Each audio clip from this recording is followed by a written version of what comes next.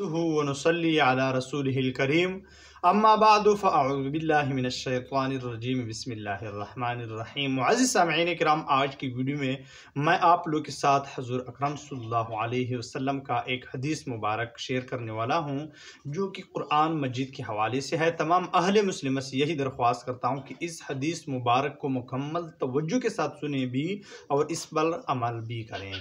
بسم اللہ الرحمن الرحیم۔ جابر رضی اللہ تعالیٰ عنہ نے حضور اقدس صلی اللہ علیہ وسلم سے نقل کیا کہ قرآن پاک ایسا شفیع ہے کہ جس کی شفاعت قبول کی گئی، اور ایسا جھگڑالو ہے کہ جس کا جھگڑا تسلیم کر لیا گیا۔ جو شخص اس کو اپنے آگے رکھے گا اس کو یہ جنت کی طرف کھینچ کر لے جاتا ہے، اور جو اس کو پس پشت ڈال دیتا ہے تو اس کو یہ جہنم میں گرا دیتا ہے۔ معزز سامعین کرام، شیخ سے فائدے میں لکھتا ہے یعنی جس کی یہ شفاعت کرتا ہے اس کی شفاعت حق تعالی شانہ کہ یہاں قبول ہو جاتا ہے، اور جس کے بارے میں جھگڑتا ہے اور جھگڑے کی تفصیل حدیث نمبر 8 کے ذیل میں گزر چکی ہے کہ اپنی رعایت رکھنے والوں کے لیے درجات کے بڑھانے میں اللہ جل شانہ کے دربار میں جھگڑتا ہے، اور اپنی حق تلفی کرنے والوں سے مطالبہ کرتا ہے کہ میرا حق تلفی کیوں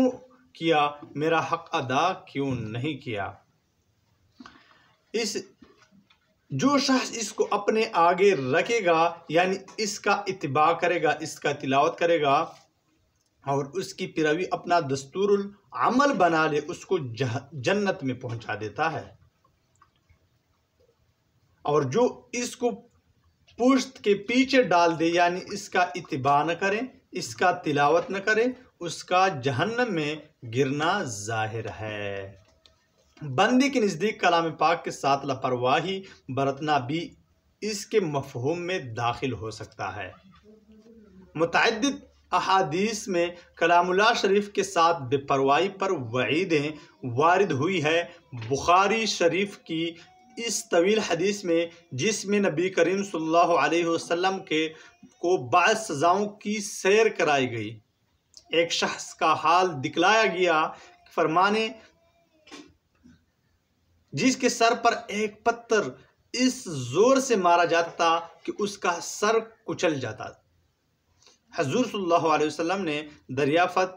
کرنے پر بتلایا گیا کہ اس شخص کو حق تعالی شانہ نے اپنے کلام پاک سکھلایا تھا، مگر اس نے نہ شب کو اس کی تلاوت کی نہ دن میں اس پر نہ عمل کیا، لہٰذا قیامت تک اس کے ساتھ یہی معاملہ رہے گا۔ حق تعالی شانہ اپنے لطف کے ساتھ اپنے عذاب سے محفوظ رکھیں کہ در حقیقت کلام اللہ شریف اتنی بڑی نعمت ہے کہ اس کے ساتھ بتوجہی پر جو سزا دی جائے مناسب ہے۔ وآخر دعوانا ان الحمدللہ رب العالمین۔